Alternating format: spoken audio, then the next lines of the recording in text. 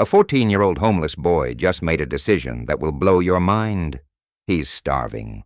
3 days without food. 1 meal left between him and death on Nigeria's brutal streets.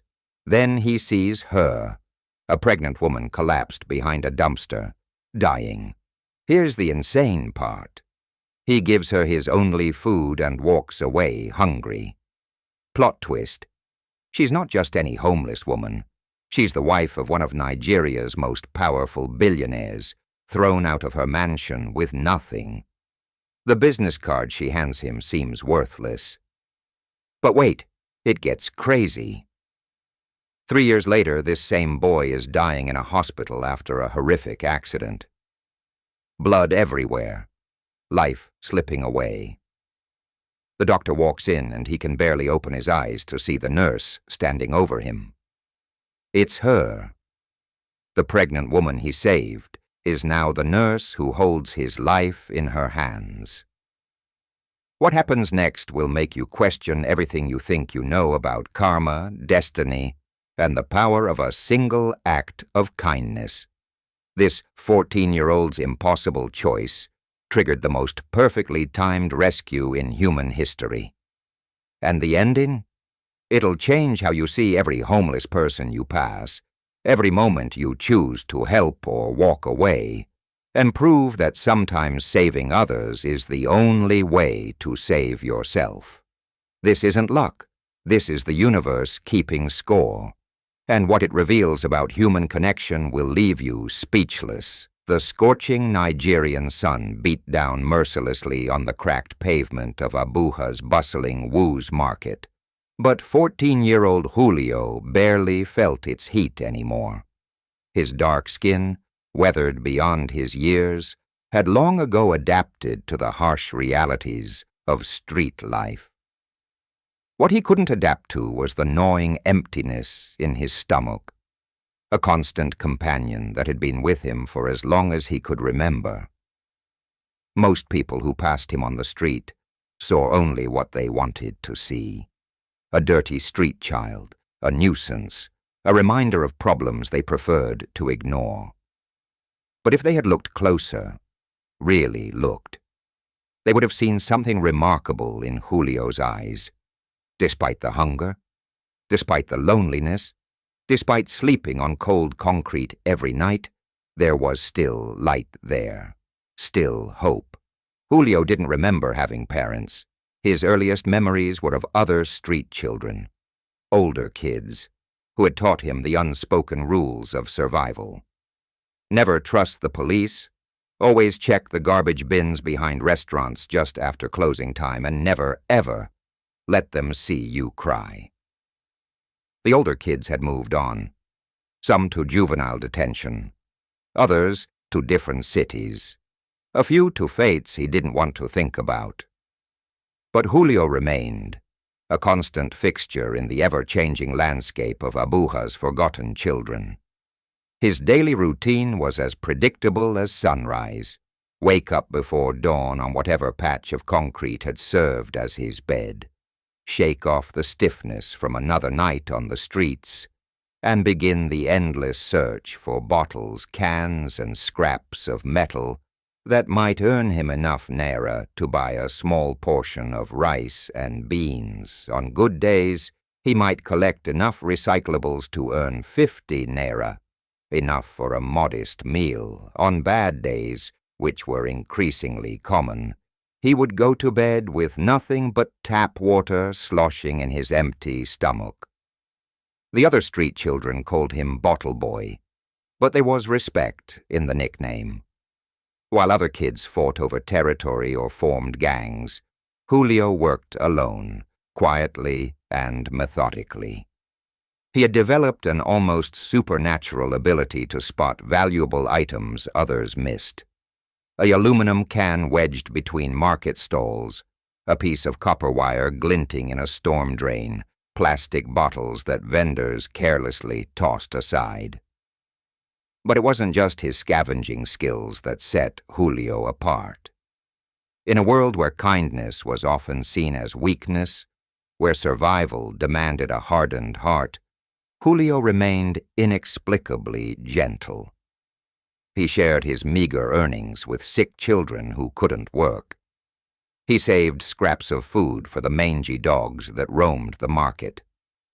When younger kids cried from hunger, he would tell them stories, fantastic tales of brave heroes and magical kingdoms where no one ever went hungry. The market vendors had mixed feelings about Julio. Unlike some street children who begged aggressively or stole, Julio was polite, almost invisible. He would approach with downcast eyes and speak softly. "Auntie, do you have any bottles you don't need?" Most ignored him, but a few, the ones who remembered their own difficult childhoods, would sometimes slip him a few coins or a piece of bread when their supervisors weren't looking. Mrs. Adebayo, who sold tomatoes from a wooden stall near the market's entrance, had watched Julio for 3 years. She had seen him grow taller and thinner, watched his clothes become more ragged, noticed how he never complained, even when customers shouted at him to move away from their stalls. One evening, after an especially good day of sales, she had given him a small bag of overripe tomatoes. "For your dinner," she had said gruffly, trying to hide her emotion. Julio had looked at the tomatoes with such gratitude that Mrs. Adebayo had to turn away. But what happened next was what she would never forget. Instead of eating the tomatoes immediately, Julio had carefully divided them into 3 portions. He ate 1 portion himself, gave another to a limping dog that lived near the market, and saved the 3rd for a younger street child who had been sick with fever. That night, Mrs. Adebayo went home and hugged her own children a little tighter. The rainy season was particularly cruel to Abuja's street children. When the sky opened up in torrential downpours, there was nowhere to hide, nowhere to stay dry. Julio's usual sleeping spot under the highway overpass would flood, forcing him to seek shelter wherever he could find it. During one especially severe storm, he had taken refuge in the doorway of a closed bank, sharing the small space with 3 other children and a pregnant cat. As the rain pounded the streets and lightning illuminated the night sky, Julio had noticed the cat was in distress. Without hesitation, he had removed his only shirt, already soaked through, and created a small shelter for the animal. By morning, the cat had given birth to 4 tiny kittens. Julio named them Hope, Faith, Joy, and Miracle. For 2 weeks he made sure the cat family had food and shelter, even when it meant he went hungry. He found a cardboard box behind a furniture store, lined it with scraps of cloth, and created a safe haven for the mother and her babies. Every morning, he would save a portion of whatever food he managed to find and bring it to the cat family. When the kittens were old enough to be weaned, Julio found homes for each of them. He approached families in the market, not asking for money, but simply explaining that these were special kittens who needed good homes. His sincerity and gentle manner convinced 4 different families to adopt the babies. The mother cat, which he had named Mama Grace, continued to visit him regularly, as if checking on the boy who had saved her family. This was who Julio was. A boy who had nothing but gave everything, who lived in hunger but fed others, who slept in the cold but provided warmth to those who needed it more. He was 14 years old, and he had already learned lessons about compassion that many adults never master. But on this particular morning, as the sun rose hot and bright over the city of Abuja, Julio would face a test that would define not just his character, but his entire future. He would be forced to choose between his own survival and the life of a complete stranger. And in that moment of decision, he would unknowingly set in motion a chain of events that would prove the universe has a way of rewarding those who choose love over fear, generosity over greed, and hope over despair. The day started like any other. Julio's back ached from sleeping on the cold pavement, his lips were cracked from dehydration, and his stomach cramped from emptiness. He had not eaten in 2 days, but as he picked up his worn cloth sack, the same one he had used for collecting recyclables for over 3 years, he whispered a small prayer of gratitude. "Thank you for another day," he said to the sky, not sure if anyone was listening, but grateful all the same. He had no idea that this would be the day everything changed. The early morning air in Abuja carried the familiar mixture of exhaust fumes, cooking smoke, and the indefinable scent of a city waking up. Julio's bare feet navigated the broken pavement with the practiced ease of someone who had learned to read the streets like a book. He knew which gutters were most likely to yield treasures, which trash bins were emptied at what times, and which shortcuts would help him avoid the police officers who sometimes harassed street children. His stomach had moved beyond hunger pangs into that hollow, floating sensation that meant his body was beginning to consume itself. 2 days without food was dangerous territory, but Julio had survived worse. He had learned to ignore the dizziness, to push through the weakness, to keep moving, even when his vision blurred at the edges. The morning hunt began at the residential areas where wealthy families lived in compounds surrounded by high walls and security gates. These neighborhoods were gold mines for a boy who knew how to be invisible. Julio would slip through gaps in fences, move silently through gardens, and collect the recyclables that house helps threw away without sorting. Empty wine bottles, imported soft drink cans, and sometimes even small pieces of discarded electronics that could be sold for parts. But today, the residential areas yielded disappointingly little. A few crushed aluminum cans, 2 plastic bottles, and a bent metal spoon that might be worth a few naira if he could find the right buyer. Julio's sack felt frustratingly light as he made his way toward the commercial district, where his luck might be better. The morning sun was already becoming oppressive when he reached the area behind the large shopping complex. Here restaurants and cafes threw away their empty bottles and cans in large dumpsters that were gold mines for someone with patience and determination. Julio had learned to time his visits perfectly, early enough that the security guards were still changing shifts, late enough that the night's refuse had been deposited. He found a few more items, some plastic containers that had held imported beverages, a small piece of copper wire that had been discarded during construction work, and several glass bottles that were intact enough to be resold. His sack was beginning to feel heavier, and with it, his hope was growing. Maybe today would be one of the good days. But as he worked, Julio couldn't shake the feeling that something was different about this morning.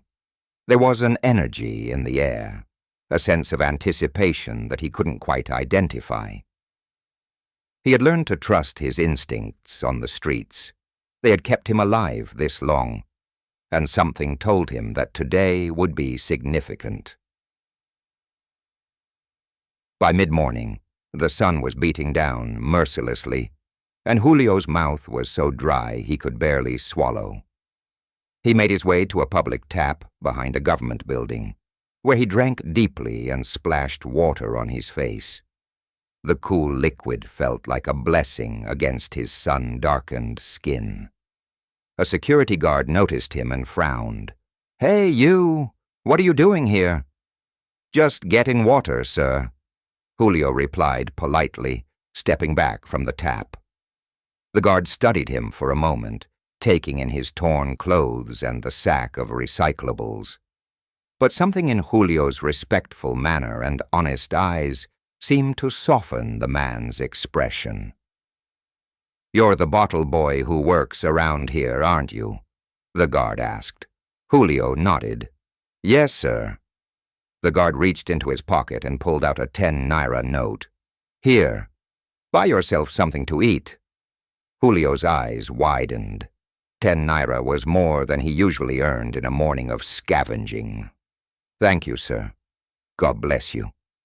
The guard waved him away, but Julio caught the small smile on the man's face as he walked away. These moments of unexpected kindness were like rays of sunshine breaking through clouds. They reminded Julio that not everyone in the world was indifferent to suffering, that there were still good people who cared about others. With the 10 naira in his pocket, Julio felt a surge of energy.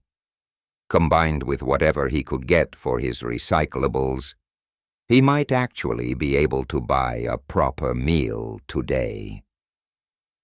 The thought made his stomach growl audibly, and he quickened his pace toward the market where he could sell his collected items and then buy food.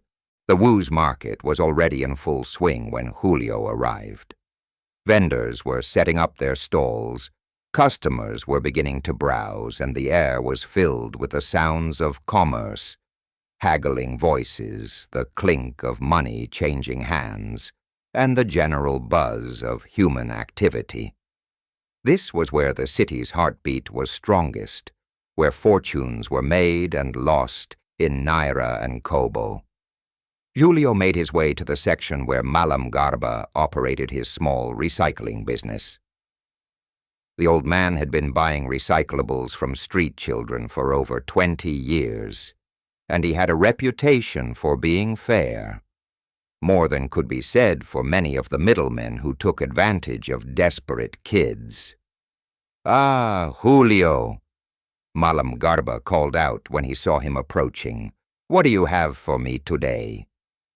Julio emptied his sack carefully, arranging the items so the old man could see everything clearly. This was another lesson he had learned. Always be honest about what you're selling. Trust was the most valuable currency on the streets, and once you lost it, you might never get it back. Malam Garba examined each item with the practiced eye of someone who'd been in the business for decades. He weighed the metal pieces, counted the bottles, and tested the quality of the plastic containers. "This copper wire is good quality," he said approvingly, "and these bottles are clean.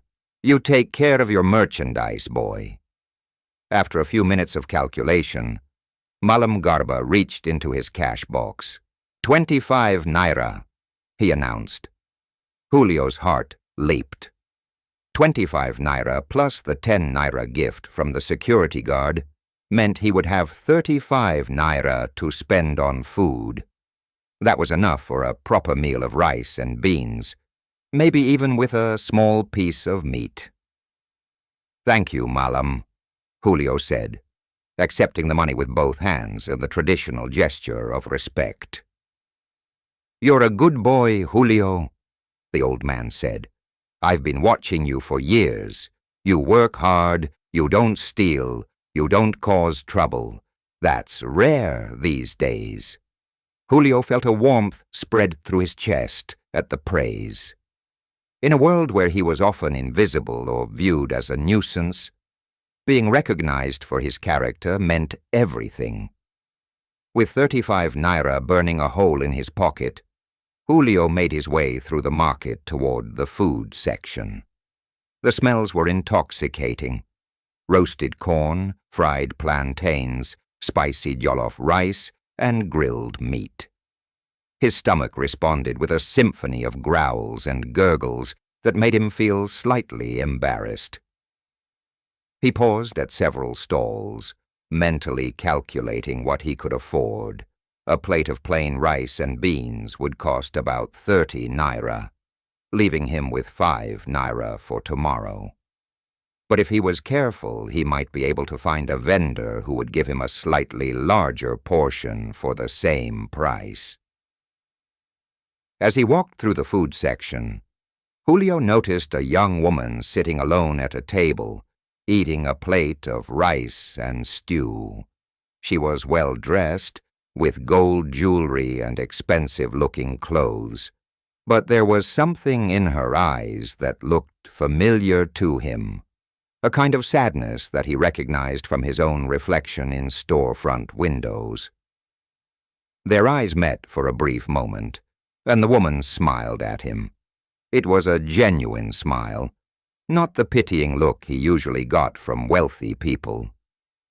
Without really thinking about it, Julio found himself smiling back. "Excuse me," the woman called out softly. "Are you hungry?" Julio hesitated. He had learned to be wary of strangers, especially those who seemed too interested in helping street children. But there was something about this woman that felt safe. "Yes, ma'am," he admitted. She gestured to the chair across from her. "Please sit. Let me buy you something to eat." Julio's first instinct was to refuse. He had his own money now, and he had learned that accepting charity often came with strings attached. But something about the woman's manner, not condescending or performative, but genuinely kind, made him reconsider. "Thank you, ma'am, but I have money," he said, showing her his 35 naira. The woman's smile widened. "I can see that, but I insist. Please, it would make me happy to share a meal with you." And so, for the first time in months, Julio found himself sitting at a proper table, eating a proper meal, with someone who seemed genuinely interested in his well-being. The woman introduced herself as Sister Mary. She was a nurse at one of the city's hospitals, and she asked him about his life, with a kind of genuine curiosity that made him feel like a real person, rather than just another street child. "How long have you been on the streets?" she asked gently. "I don't remember not being on the streets," Julio replied honestly.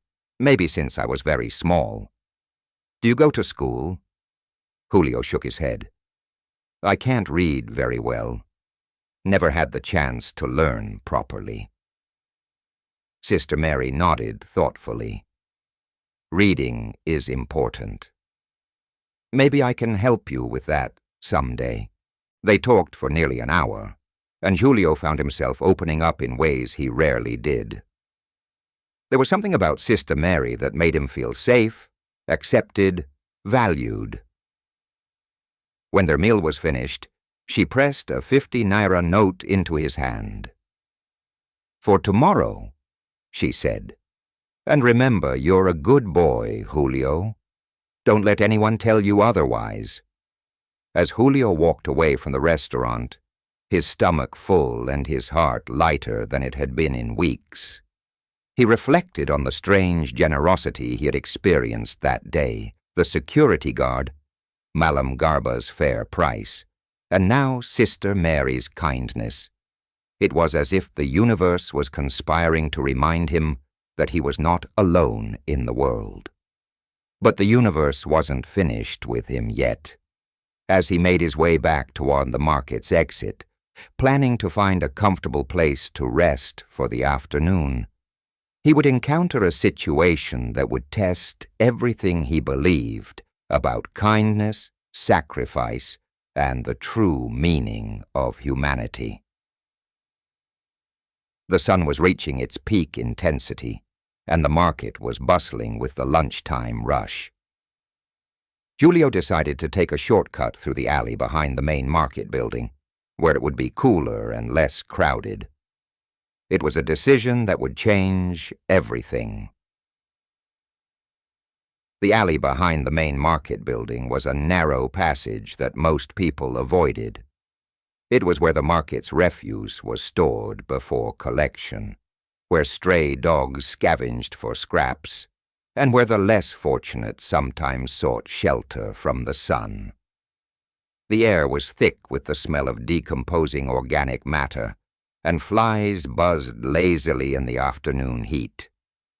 Julio had used this route many times before. It was quieter than the main market thoroughfares, and sometimes he could find items that others had overlooked. Today, with his stomach finally full and money still in his pocket, he wasn't looking for anything in particular. He was simply enjoying the rare sensation of not being driven by desperate hunger.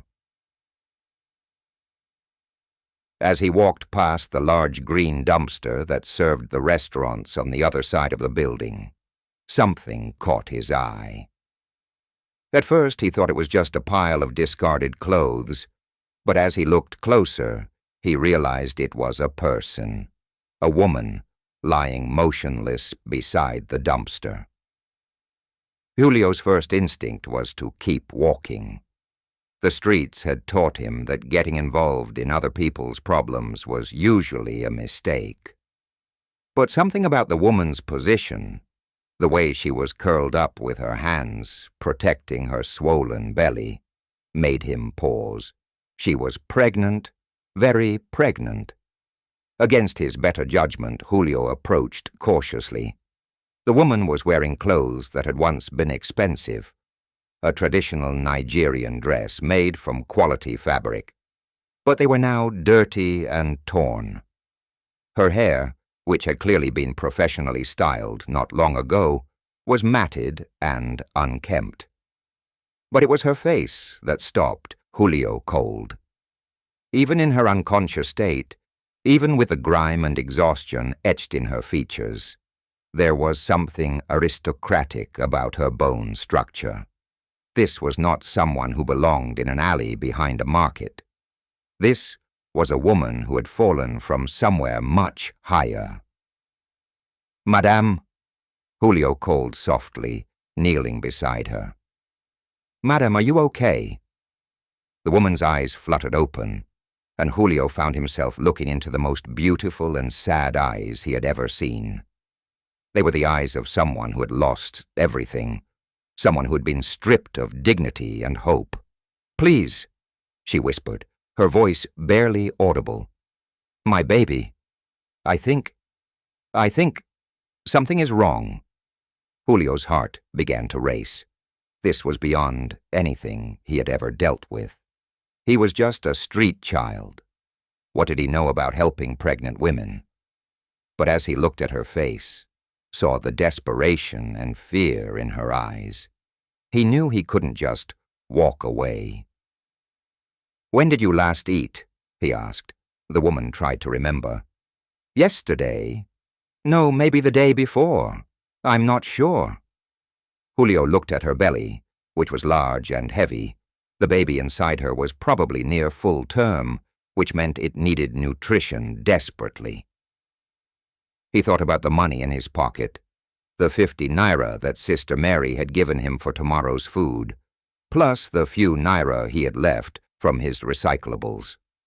For a moment, he hesitated. That money represented his own survival, his own meals for the next few days. But as he looked at the woman's face, at the way her hands protectively cradled her unborn child, he knew there was really no choice at all. "Here," he said gently, "I'll be right back."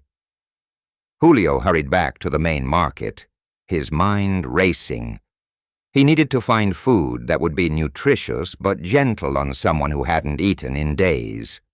He also needed to find water, and maybe something to help clean her up. At one of the food stalls, he bought a large portion of rice and beans, specifically asking for extra beans because he knew they were full of protein. He also bought a bottle of clean water and a small portion of fried plantains.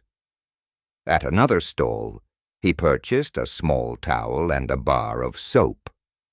The purchases cost him nearly all his money, leaving him with just enough for a small meal for himself the next day. When he returned to the alley, The woman was still lying in the same position, but she was conscious and watching for him. Her eyes widened when she saw the food. You bought this for me?" she asked, disbelief clear in her voice. "Yes, Mom, you need to eat. Your baby needs you to eat." Julio helped her sit up against the wall, then opened the container of rice and beans. The woman looked at the food with an expression of such profound gratitude that it made Julio's chest tight with emotion. "I don't understand," she said. "You don't even know me. Why would you help me?" Julio thought about the question for a moment. "Because I know what it feels like to be hungry," he said simply. "I know what it feels like when people look at you like you don't matter. Nobody should have to feel that way." The woman began to cry, not tears of sadness, but tears of overwhelming gratitude. "My name is Natasha," she said, "and I want you to know that what you're doing, it's saving 2 lives right now." As Natasha ate, slowly and carefully, Julio used the towel and soap to clean her face and hands. He worked gently, with the same care he had shown to injured animals he had found on the streets. There was something about caring for others that came naturally to him, as if it was written into his very DNA. "Where do you live?" he asked. Natasha's face clouded over. "I don't. Not anymore." "What happened?" The story came out in fragments, between bites of food and sips of water. Natasha had been married to a wealthy businessman, living in luxury until she discovered his infidelity. When she confronted him, he had thrown her out with nothing but the clothes on her back. She had been on the streets for weeks, too proud to ask for help from friends who might side with her husband, too afraid to go to her family who had warned her against the marriage in the first place. "I kept thinking someone would help," she said. "I kept thinking that because I was pregnant, because I was obviously not someone who belonged on the streets, someone would take pity on me. But people just looked away. They saw my condition, and they looked away." Julio nodded. He understood that reaction all too well. "How long until the baby comes?" he asked. "Soon," Natasha said, placing her hand on her belly. "Maybe a week or 2. I'm scared. I have nowhere to go, no money, no way to get to a hospital." Julio was quiet for a moment, thinking. He didn't have much, but he had connections. He knew people who might be able to help, places where a pregnant woman might be able to stay temporarily. "There's a church near here," he said. "Pastor Emmanuel is a good man. He helps people sometimes. And there's a clinic not far from there where they don't ask too many questions if you can't pay." Natasha looked at him with wonder. "You would help me find these places?" "Of course. But why? I have nothing to give you in return." Julio smiled, and for the first time in days, it was a completely genuine smile. Sometimes we help people because we can, not because we expect something back. As the afternoon wore on, Julio helped Natasha to the church. Pastor Emmanuel was indeed a good man, and he immediately arranged for Natasha to stay in a small room behind the church. He also contacted a nurse from the local clinic who came to check on her condition. "The baby is healthy," the nurse reported, "but you need rest and proper nutrition. This young man saved your life bringing you here when he did." That evening, as Julio prepared to leave, Natasha called him back. "Julio," she said, reaching into the small bag she'd managed to keep with her through all her troubles. "I want you to have this." She handed him a business card. It was bent and worn, but still legible. It had her name and a phone number, along with the logo of a major hospital in the city. "I'm a nurse," she explained. Or I was, before I got married, and my husband made me stop working. This is my old business card. I keep it to remind myself of who I used to be." Julio looked at the card. He couldn't read all the words, but he could see her name, Natasha Okafor, RN. "If you ever need help," she said, "if you ever need anything at all, you'll find me. I don't know where I'll be or what I'll be doing, but I promise you I will help you any way I can." Julio carefully folded the card and put it in his pocket. "Thank you. But I hope you won't need to worry about me. I hope you'll be too busy being happy with your baby." As he walked back to his usual sleeping spot that night, Julio felt something he hadn't experienced in a long time, a sense of purpose. He had made a difference in someone's life, maybe even saved 2 lives. The thought made him feel larger than his 14 years, more important than his circumstances. He had no way of knowing that the business card in his pocket would become the most valuable thing he owned. He had no way of knowing that the woman he had helped would spend the next several years thinking about him, wondering if he was safe, hoping that life would be kind to him.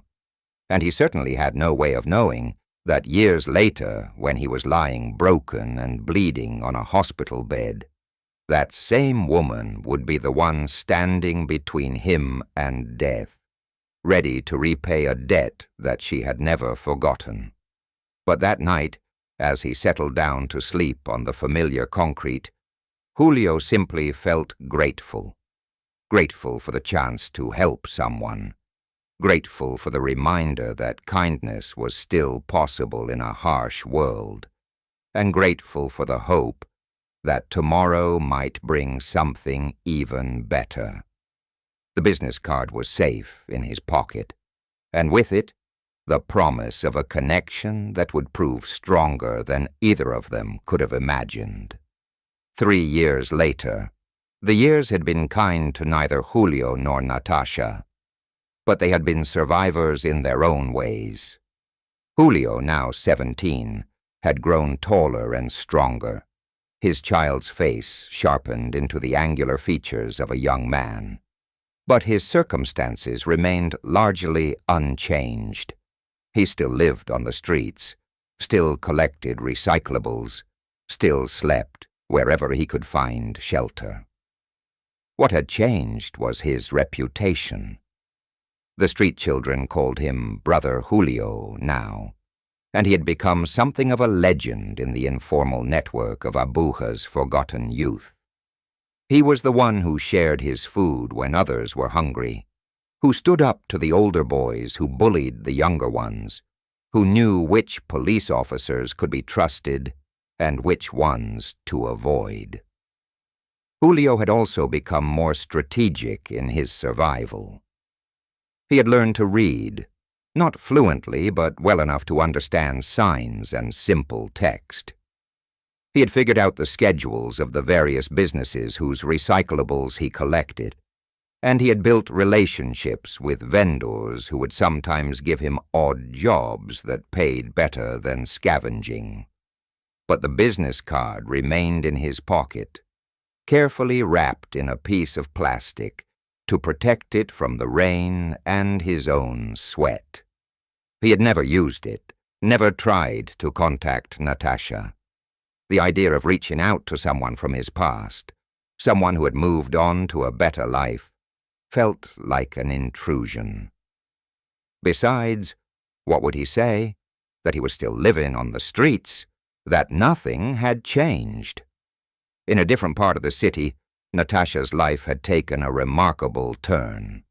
After giving birth to a healthy daughter she named Zuri, she had slowly rebuilt her life from nothing. The church had provided temporary shelter, but Natasha knew she needed to become self-sufficient. Using her nursing credentials, she had found work at a small clinic in one of Abuja's middle-class neighborhoods. The pay was modest, but it was steady. She rented a small one-bedroom apartment, furnished it with second-hand furniture, and created a humble but loving home for herself and her daughter. Zuri had grown into a bright, curious 3-year-old with her mother's beautiful eyes and a smile that could light up a room. She was the center of Natasha's world, the reason for every decision she made, the source of every dream she harbored for the future. But Natasha never forgot the boy who had saved them both. She often told Zuri the story of how a young man named Julio had given them food when they had nothing, how he had helped them find shelter when they were desperate. She told her daughter that there were angels in the world, and that sometimes they looked like ordinary people doing extraordinary things. "Will we see Julio again, Mama?" Zuri would ask. "I hope so, baby," Natasha would reply. "I hope so." Natasha had tried to find Julio several times over the years. She had walked through the market where they met, asking vendors if they had seen a young man who collected bottles and cans. But the streets were constantly changing, and the people who might have known Julio were often transient themselves. What she didn't know was that Julio was still there, still moving through the same areas, still surviving in the shadow of the city's prosperity. Their paths had crossed several times without either of them knowing it. Julio had walked past the clinic where Natasha worked, and she had driven past corners where he stood waiting for opportunities to earn money. It was as if the universe was keeping them apart, saving their reunion for a moment when it would mean the most. During these years, both Julio and Natasha had grown in ways that their younger selves couldn't have imagined. Julio had become a protector of the vulnerable, a quiet leader among the street children. He had learned to navigate the complex social dynamics of urban poverty, to find opportunity in the most unlikely places, and to maintain his humanity despite the dehumanizing conditions of his daily existence. Natasha had rediscovered her professional identity and personal strength. She had advanced in her nursing career, taking on additional responsibilities at the clinic. She had also begun volunteering at a shelter for homeless women, driven by her own memories of desperation and the kindness of strangers. But despite their growth, despite their resilience, both carried something with them from that day in the alley behind the market. For Julio, it was the memory of being able to make a difference, the knowledge that even someone with nothing could still give something meaningful to another person. For Natasha, it was the debt of gratitude that had shaped her understanding of what it meant to be human, to be connected to others regardless of social status or circumstances. Neither of them knew that their paths were about to converge again, in circumstances that would test everything they had learned about survival, sacrifice, and the power of human connection. The stage was being set for a reunion that would prove the universe has a sense of timing that defies human understanding, a way of bringing people together exactly when they need each other most. It was a Tuesday morning, and the rainy season had just begun in Abuja.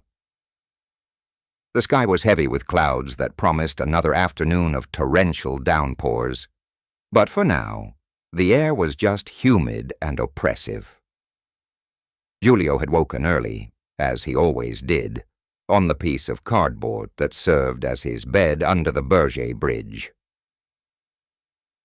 At 17, he had developed a routine that maximized his chances of survival. Early morning was the best time to collect recyclables from the wealthy neighborhoods, before the house helps, had time to sort through the garbage themselves. He would work the residential areas until mid-morning, then move to the commercial districts, and finally end up at the market where he could sell his collections to Malam Garba. This Tuesday started like any other. Julio's sack yielded a decent collection of bottles and cans from the Maitama district, where diplomats and government officials lived in houses that seemed like palaces to someone who slept on the streets. He had learned to move quietly through these neighborhoods, to be invisible to the security guards who sometimes chased street children away. By late morning, he was making his way toward the central business district, where construction sites often yielded valuable metal scraps. His sack was already half full, and he was feeling optimistic about the day's prospects. The humidity was making him sweat more than usual, but that was a small price to pay for the promise of rain later, which would wash the dust from the air and cool the oppressive heat. As he walked along one of the busy main roads, Julio noticed increased activity at a construction site across the street. Workers were moving large pieces of metal framework, and he could see several pieces of copper wiring that had been discarded in a pile near the road. Copper was valuable, much more valuable than aluminum cans or plastic bottles. If he could get to those pieces before other scavengers noticed them, he could earn enough money to eat well for several days. The traffic was heavy, as it always was during the late morning rush. Cars, buses, motorcycles, and commercial trucks competed for space on roads that had been designed for much lighter traffic. But Julio had crossed busy streets thousands of times. He knew how to read the patterns, how to time his movements, how to find the gaps between vehicles. He stood at the edge of the road, watching the flow of traffic. A large truck was approaching from his left, but it was moving slowly in the congested conditions. Behind it, he could see a gap that would give him enough time to cross. He waited for the truck to pass, then stepped into the road. What Julio couldn't see, what no one could see until it was too late, was the small delivery van that was speeding down the shoulder of the road, trying to get around the slower traffic. The van's driver was frustrated by the congestion, running late for an important delivery, and making the kind of risky decisions that city drivers made every day. Julio was halfway across the road when he heard the screech of brakes. He turned his head and saw the van bearing down on him, the driver's eyes wide with panic. Time seemed to slow to a crawl. Julio tried to jump backward, but the van was moving too fast, and he was caught in that terrible space where neither forward nor backward movement would save him. The impact was devastating. The van struck Julio on his right side, sending him flying through the air like a broken doll. His sack of recyclables exploded on impact, sending bottles and cans scattered across the asphalt. He hit the ground hard, rolled several times, and then lay still. For a moment, the busy street went silent. Then suddenly everyone was shouting at once, "Someone call an ambulance! Is he alive? That's the bottle boy who works around here. Look how much blood there is." The van driver, a middle-aged man named Mr. Attawale, stumbled out of his vehicle in shock. He was shaking so badly he could barely stand. "I didn't see him," he kept repeating. "I didn't see him until it was too late." A crowd gathered around Julio's motionless form. Blood was pooling beneath his head, and his right leg was bent at an unnatural angle. His breathing was shallow and irregular. Several people tried to help, But it was clear that his injuries were beyond what anyone without medical training could handle. "We need to get him to a hospital," said a woman who'd been walking nearby. "Now." "Which hospital?" someone asked. "The general hospital is too far, and the private ones won't take him without money." "St. Grace Hospital," suggested another voice. "It's closest, and they have a good emergency department." An ambulance arrived within 10 minutes, an eternity for someone with Julio's injuries, but remarkably fast by Lagos standards. The paramedics worked quickly and professionally, stabilizing Julio's neck, starting an IV, and getting him onto a stretcher. As they loaded him into the ambulance, one of the paramedics noticed something that had fallen from Julio's pocket during the accident. It was a small piece of plastic-wrapped paper. He picked it up and handed it to his partner. "Probably important," he said. "We should keep it with his belongings." The business card that Natasha had given Julio 3 years earlier, carefully preserved through rain and heat, through countless nights on the streets, through the daily struggles of survival, was now riding in an ambulance with its owner, both of them racing toward a reunion that neither could have imagined. St. Grace Hospital was a mid-sized facility that served Abuja's middle class, and the overflow from the overcrowded government hospitals. It had a reputation for competent care and reasonable prices, though reasonable was relative when you were talking about people who lived on the streets. The emergency department was busy that Tuesday afternoon, as it always was. Nurses moved efficiently between treatment rooms, doctors consulted charts and made rapid decisions, and the controlled chaos of medical care played out in the fluorescent-lit corridors. Nurse Natasha Okafor had been working at St. Grace for 6 months. She had transferred from the smaller clinic where she had rebuilt her career, drawn by the opportunity for more advanced training and better pay. The work was demanding, but she thrived in the fast-paced environment of emergency medicine. At 28, Natasha had grown into a confident, skilled professional. The frightened, abandoned woman who had collapsed behind a market dumpster was now a distant memory, replaced by someone who commanded respect from colleagues and gratitude from patients. She had an intuitive understanding of suffering that made her exceptionally good at her job, and a gentleness that came from having experienced helplessness herself. She was updating a patient chart when the ambulance arrived. Through the emergency department's glass doors, she could see the paramedics working urgently to transfer someone from their vehicle to a hospital gurney. From the speed of their movements and the amount of equipment they were using, she knew it was serious.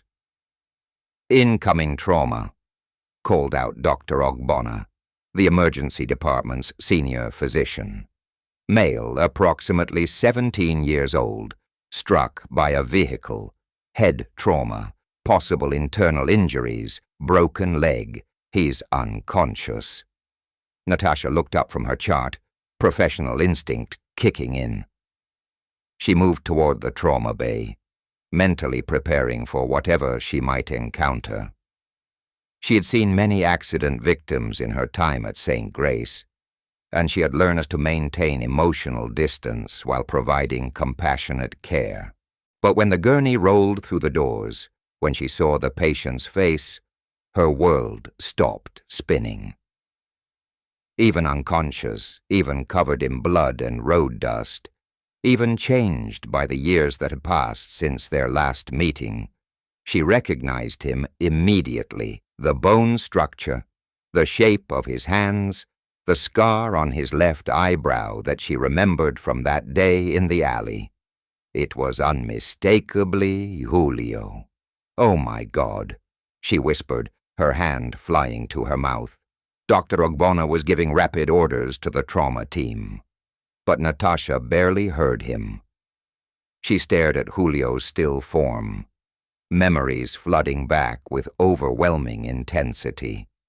The hungry boy who had shared his last meal with a desperate stranger. The gentle young man who had helped her find shelter when she had nowhere else to turn.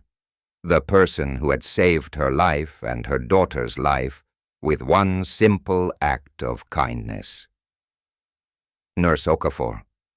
Dr. Ogbonna's voice cut through her shock. "I need you to assist with the examination." Natasha snapped back to the present, her professional training overriding her emotional response. But her hands were shaking as she moved to help with Julio's care.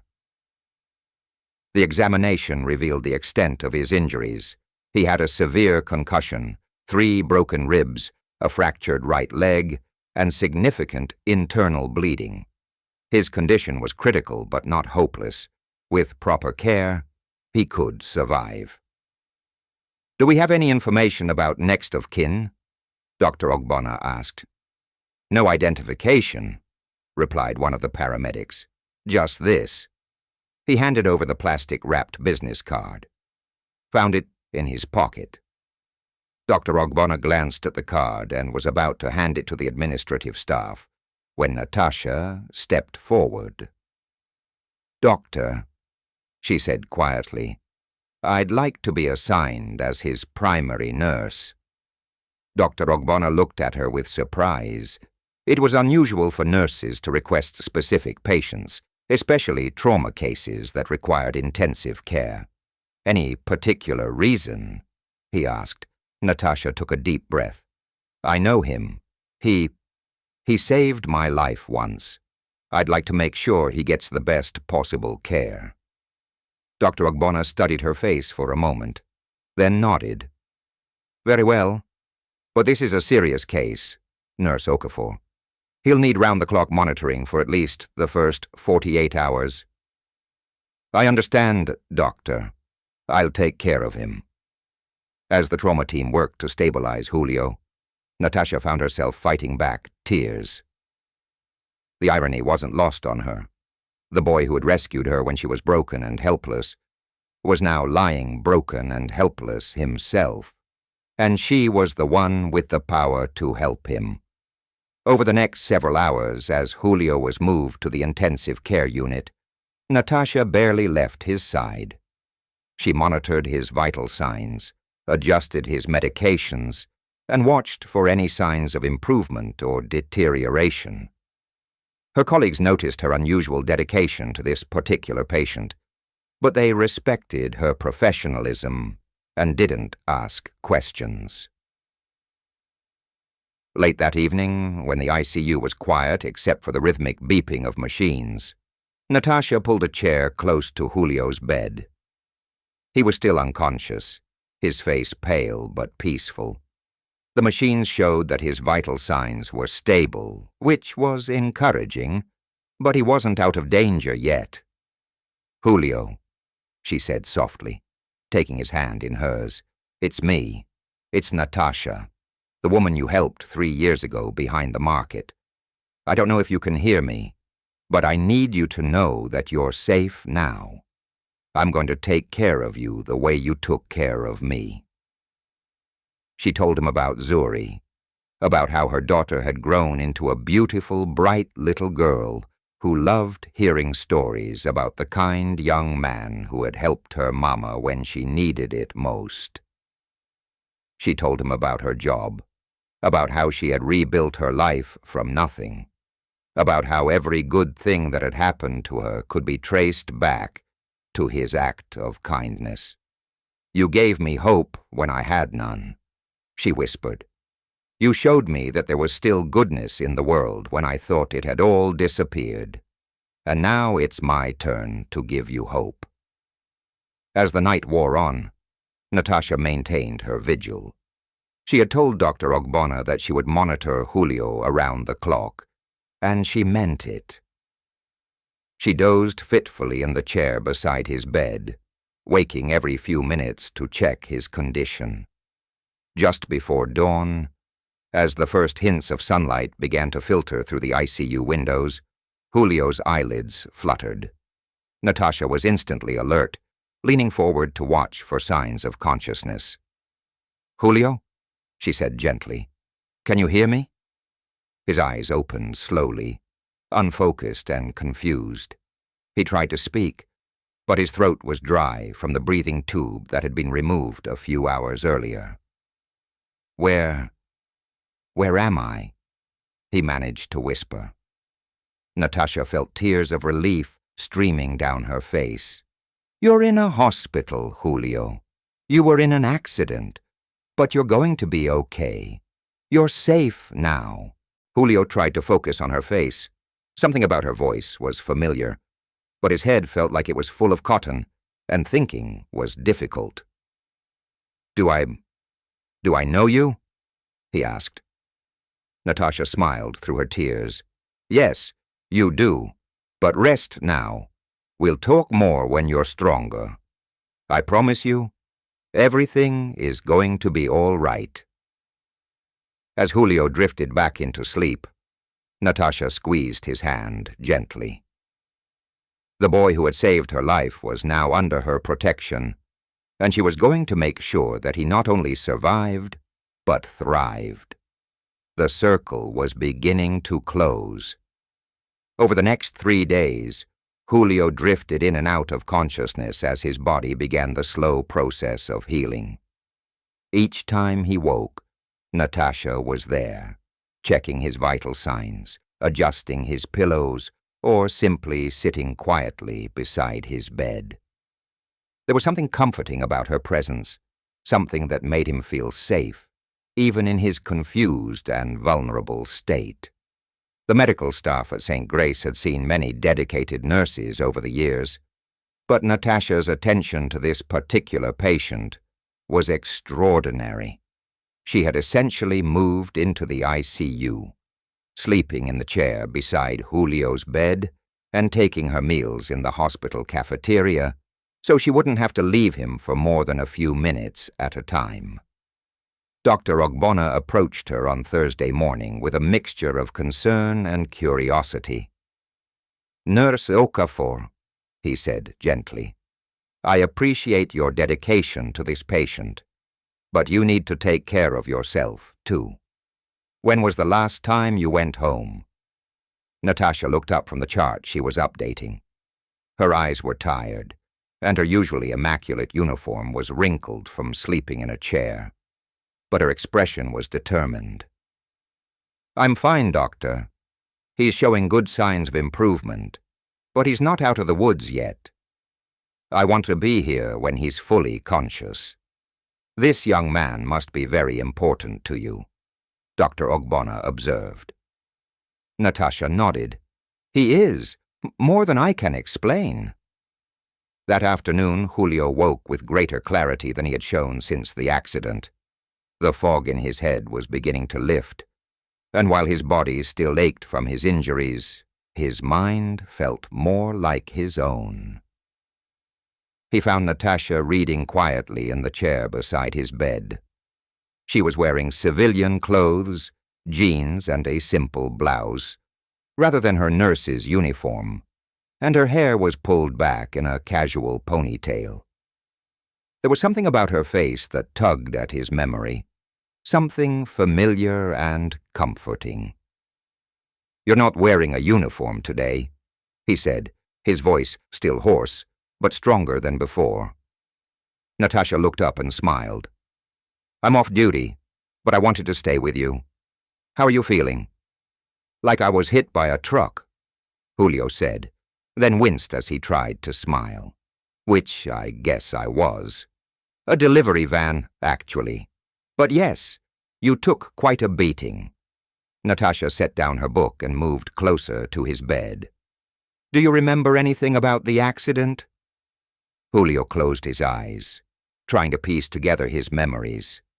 "I was crossing the street. There was construction work.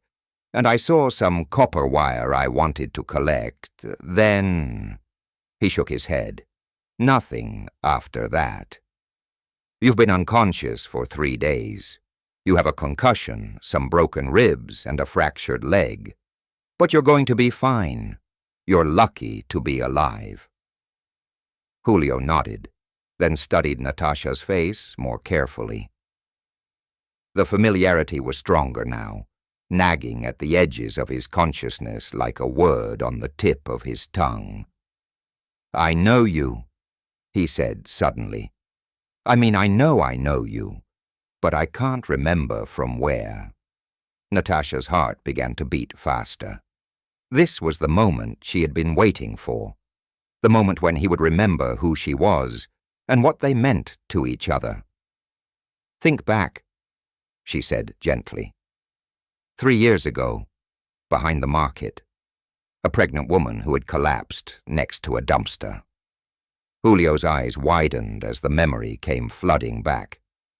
He stared at Natasha's face, seeing past the changes that time and better circumstances had brought, recognizing the eyes that had looked at him with such gratitude all those years ago. "Natasha," he whispered. "Oh my God, you're Natasha?" Tears were streaming down both their faces now. Natasha reached for his hand, and he gripped it tightly, as if afraid she might disappear. "You saved my life," she said. "You and my baby's life. And now I get to save yours." "Your baby," Julio said, remembering. "You were so close to giving birth. What happened? Is your child okay?" Natasha's smile could have powered the entire hospital. "She's perfect. Her name is Zuri, and she's 3 years old now. Beautiful and smart and kind. Just like the man who made her existence possible." They talked for hours, filling in the gaps of the years that had passed. Natasha told him about Zuri's birth, about how she had rebuilt her life, about her nursing career, and the small apartment where she and her daughter lived. Julio told her about his continued life on the streets, about the other children he had helped, about the quiet ways he had tried to make the world a little better, despite his own circumstances. "I kept your business card," Julio said suddenly. "All these years, I kept it in my pocket. I never used it because I didn't want to bother you. I figured you had moved on to a better life." "Where is it now?" Natasha asked. "I don't know. Maybe the paramedics have it, or the hospital staff." Natasha reached into her purse and pulled out a small piece of plastic-wrapped paper. "You mean this?" Julio stared at the familiar business card, worn and bent, but still carefully preserved. "You had it? The paramedics gave it to the hospital when they brought you in. When I saw it, I knew it was fate. After 3 years of wondering if you were okay, of hoping our paths would cross again, the universe brought you back to me." "I can't believe you're here," Julio said. "I can't believe you're taking care of me." "Where else would I be?" Natasha replied. "You were there for me when I had nothing. Now I'm here for you." That evening, Natasha called her babysitter and asked if she could keep Zuri overnight again. She wasn't ready to leave Julio's side, not when they had so much to talk about, so much to catch up on. "There's something I need to tell you," Natasha said as they sat together in the quiet ICU. "Something I've wanted to say for 3 years, but never had the chance." Julio waited, watching her face in the dim light. "That day you helped me. You didn't just give me food and find me shelter. You gave me hope. You showed me that there was still kindness in the world, that not everyone was selfish and cruel. When I was ready to give up, when I thought there was no point in going on, you reminded me that there were still good people in the world." She paused, gathering her thoughts. Everything good that has happened to me since that day, my job, my home, my ability to be a good mother to Zuri, it all started with your kindness. You didn't just save my life, Julio. You saved my faith in humanity." Julio felt overwhelmed by her words. He had never thought of his action in such grand terms. To him it had simply been the right thing to do, the human thing to do. "I wasn't trying to be a hero," he said quietly. I couldn't walk away from someone who needed help." "That's exactly what made it heroic," Natasha replied. "Heroes don't set out to be heroes. They just do what's right, when it matters most." As the night wore on, they continued to talk, sharing stories and memories, marveling at the strange turns their lives had taken. Julio learned that Natasha had thought about him often over the years, that she had tried to find him, that she had told Zuri stories about the kind young man who had helped them when they needed it most. "Zuri is going to be so excited to meet you," Natasha said. "She's heard so many stories about Uncle Julio that she thinks you're practically a superhero." The thought of meeting Zuri, the baby whose life he had helped save, filled Julio with a kind of joy he hadn't felt in years. But it also made him acutely aware of his own circumstances. "Natasha," he said hesitantly, "when I get out of here, I'll be going back to the streets. I don't have anywhere else to go. I don't want Zuri to see me like that, to know that the person in her stories is just a homeless boy." Natasha was quiet for a moment, and then she smiled with a certainty that surprised them both. "No," she said firmly. "You're not going back to the streets. You're coming home with me." The next morning brought Dr. Ogbona's daily rounds, and with them good news about Julio's recovery. His vital signs were strong. The swelling in his brain had reduced significantly, and his other injuries were healing well. While he would need several more days in the hospital and weeks of physical therapy for his leg, he was officially out of danger. "You have someone very special looking after you," Dr. Ogbona told Julio as he reviewed the chart. "Nurse Okafor has barely left your side since you arrived. In 20 years of medicine, I've rarely seen such dedication." After the doctor left, Julio turned to Natasha with a serious expression. "I need to ask you something," he said. "Yesterday, when you said I was coming home with you, did you mean it?" "Of course I meant it," Natasha replied without hesitation. "Where else would you go?" "But you don't understand," Julio said, struggling to find the right words. "I've been living on the streets for my entire life. I don't know how to live in a house, how to be part of a family. I don't want to be a burden to you and Zuri." Natasha pulled her chair closer to his bed. "Julio, listen to me. 3 years ago I was lying in an alley, pregnant and starving, with nowhere to go and no one to help me. I didn't know how to be homeless, how to survive on the streets, how to take care of myself and my unborn baby.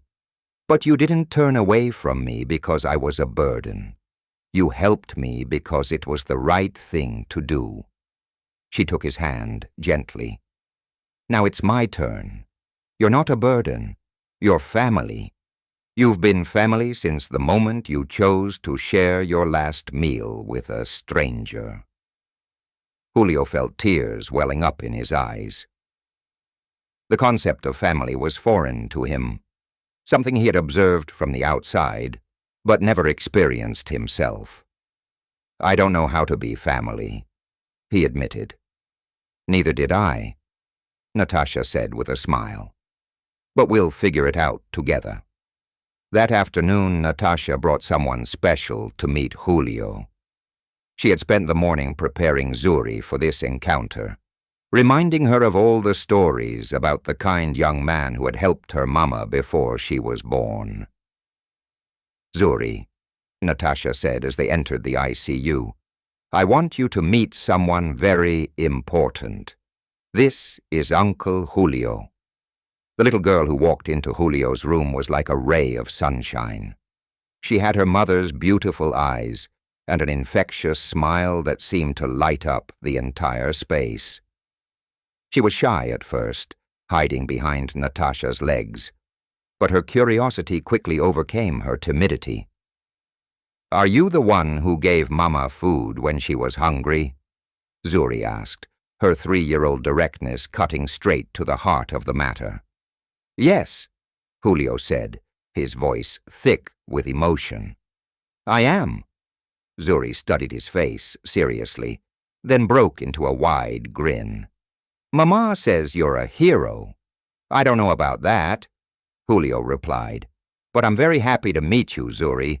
You're even more beautiful than your mama told me you were."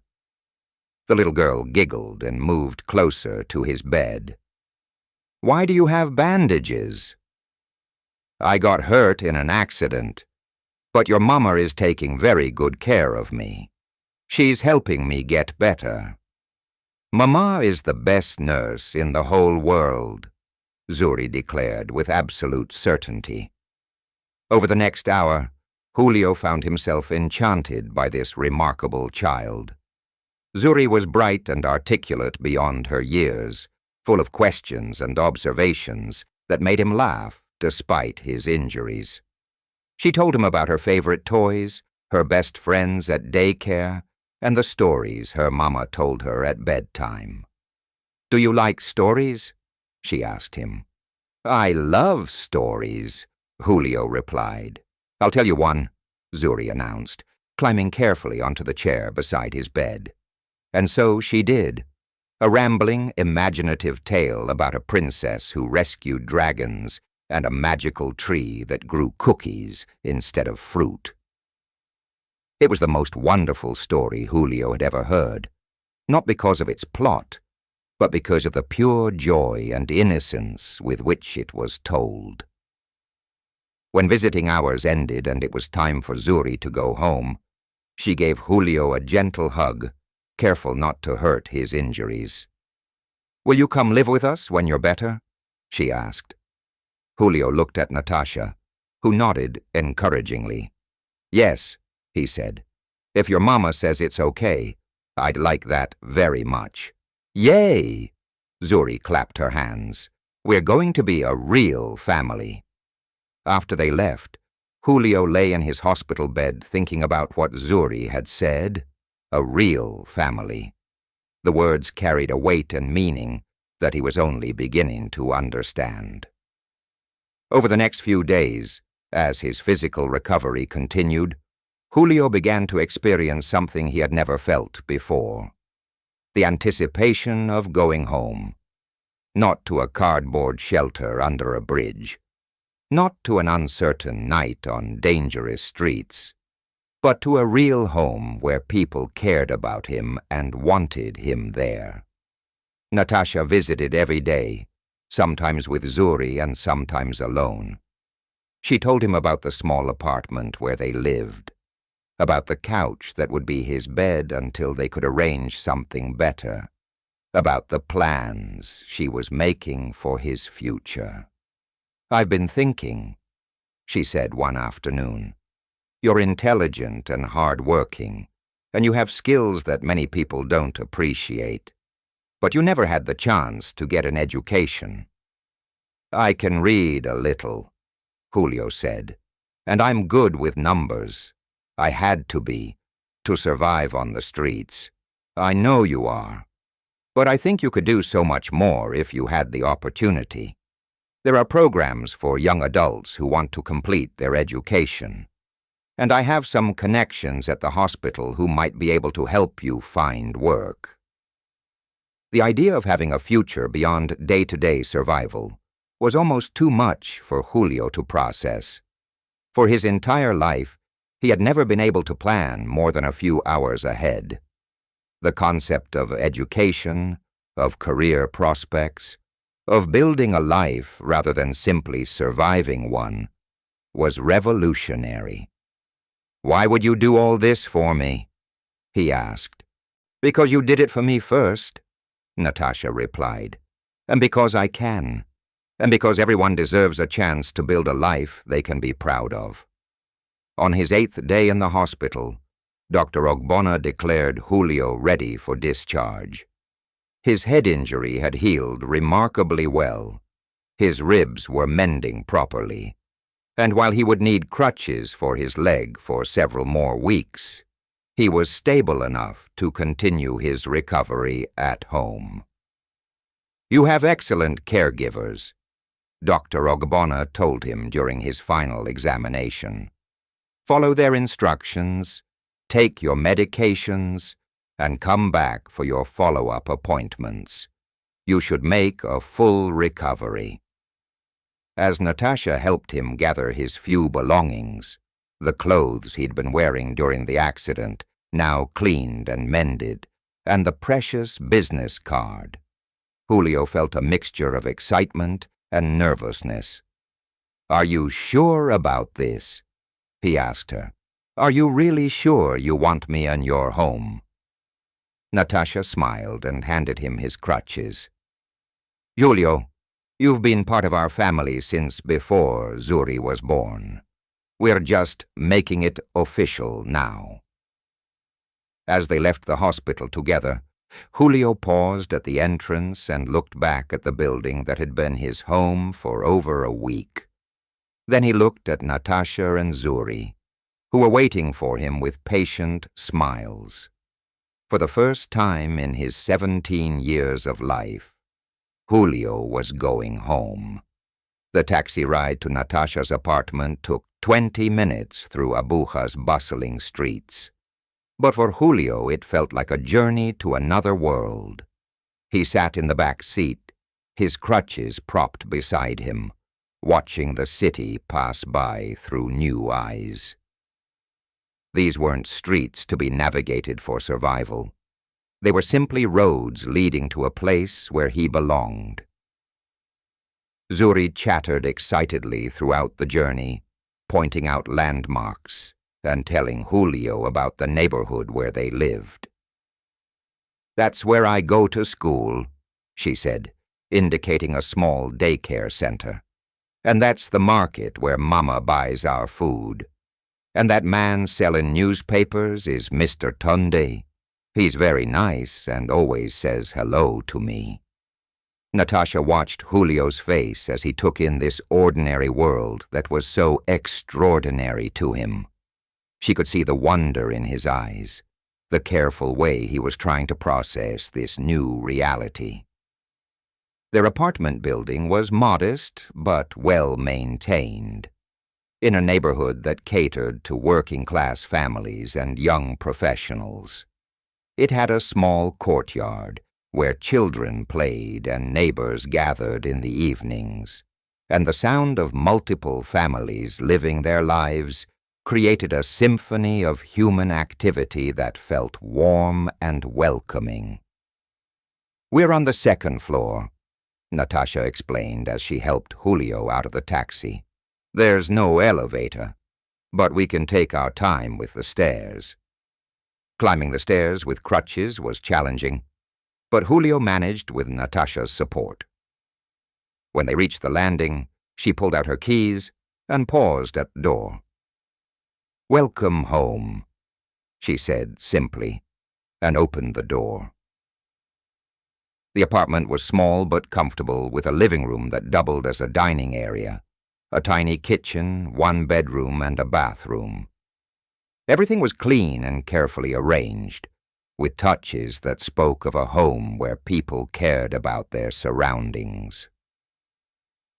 There were pictures on the walls, mostly of Zuri at various ages, but also some family photos that Natasha had salvaged from her previous life. Bright curtains filtered the afternoon sunlight, and the furniture, while clearly second-hand, was well cared for and inviting.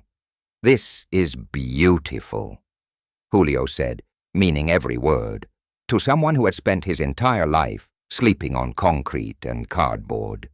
This modest apartment felt like a palace. "It is not much," Natasha said, suddenly seeing her home through his eyes and feeling self-conscious about its simplicity.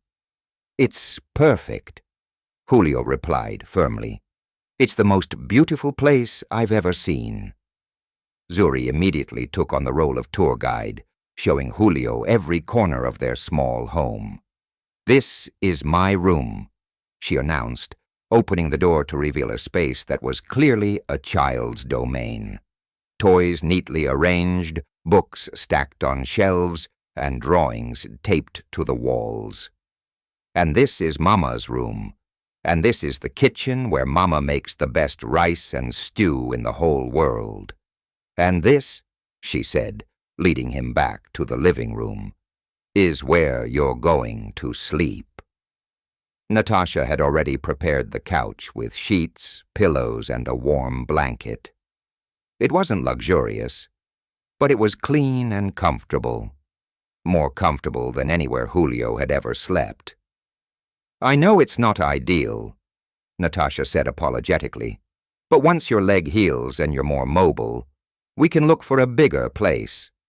Julio sat down carefully on the couch, testing its softness. "This is perfect," he said, running his hand over the clean sheets. "I've never had a real bed before." The simple honesty of his statement hit Natasha like a physical blow. She'd been worried about the adequacy of their accommodations, forgetting that Julio's standards of comfort were very different from her own. That first afternoon was filled with small discoveries and adjustments. Natasha showed Julio where everything was: the bathroom, the kitchen, the first aid supplies for his ongoing recovery. She explained the household routine, the building's rules, and the basic rhythms of their daily life. "We eat breakfast together before I take Zuri to daycare and go to work," she explained. "I usually get home around 6 in the evening, and we have dinner together. Zuri goes to bed at 8, and then the evening is for talking, reading, or just relaxing."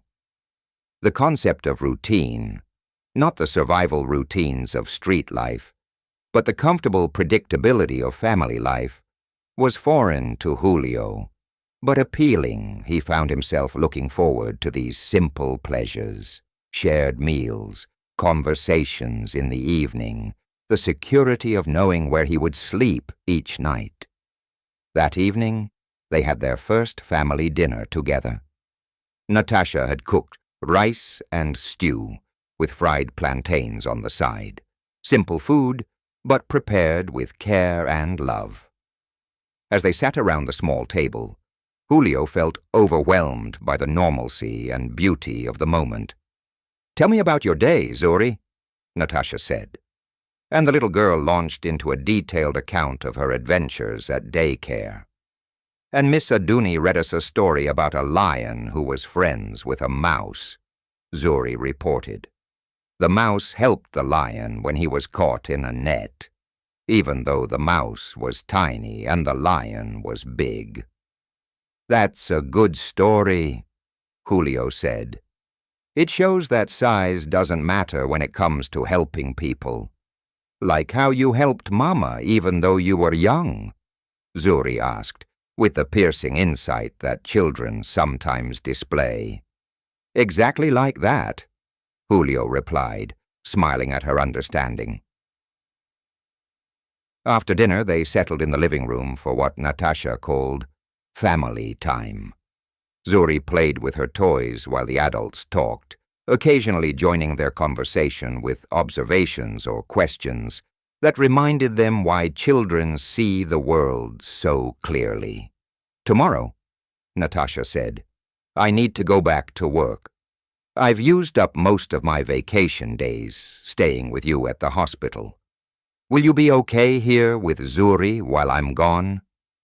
The idea of being responsible for a 3-year-old was both terrifying and wonderful to Julio. Are you sure you trust me with her? Of course I do, Natasha replied without hesitation. She already loves you, and I can see how much you care about her. Besides, Mrs. Adebayo downstairs knows you're here, and she's offered to help if you need anything. That night, as Julio lay on his new bed in the quiet living room, he found himself unable to sleep, despite his exhaustion. Not because he was uncomfortable. Quite the opposite. The couch was so soft, the sheets so clean, the apartment so peaceful that it felt like a dream he might wake up from at any moment. He could hear the gentle sounds of a family at rest. Natasha moving quietly around her bedroom as she prepared for the next day. Zuri's soft breathing from her room, the distant hum of traffic that spoke of a city settling into evening rather than the harsh sounds of street life he was accustomed to. For the first time in his life, Julio felt truly safe. Not just physically safe, but emotionally secure in the knowledge that he was wanted, that he belonged somewhere, that there were people who cared whether he was warm and fed and healthy. He thought about the business card that had traveled with him from that day in the alley to this moment of transformation. Such a small thing, a piece of paper that most people would have thrown away. But it had become a bridge between two lives, a symbol of connection that had endured across years and circumstances. As sleep finally began to claim him, Julio whispered a prayer of gratitude to whatever force in the universe had brought him to this moment. Tomorrow would bring new challenges, learning to live as part of a family, figuring out his role in this small household, beginning to plan for a future he had never dared to imagine. But tonight he was simply grateful to be home. The next few weeks fell into a rhythm that felt both natural and miraculous to Julio. Each morning, he would wake to the sounds of Natasha preparing breakfast and getting Zuri ready for daycare. He would join them at the small table, marveling at the simple pleasure of starting each day with people who were genuinely happy to see him.